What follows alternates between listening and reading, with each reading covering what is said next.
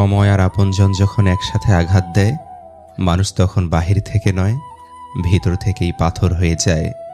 যেখানে আপনার সবচেয়ে বেশি অবদান থাকবে, সেখানে একদিন আপনার কোনো চিহ্নই থাকবে না। জীবনের গল্পগুলো তো একই থাকে, বদলায় তো শুধু চরিত্রগুলো। হারানোর সময়টাকে খুব মিস করা যায়, কখনো ফিরে পাওয়া যায় না। সবার দেওয়া দুঃখ আমি তোমাকে বলতাম, তোমার দেওয়া দুঃখ আমি কাকে বলবো? ছোট্ট একটা জীবন, কত কিছুই না ঘটে। একই আকাশের নিচে কেউ বা হাসে, কেউ বা কাঁদে। ধৈর্য ধরা শিখলাম, মানিয়ে নেওয়া শিখলাম, নিজেকে সান্ত্বনা দেওয়া শিখলাম।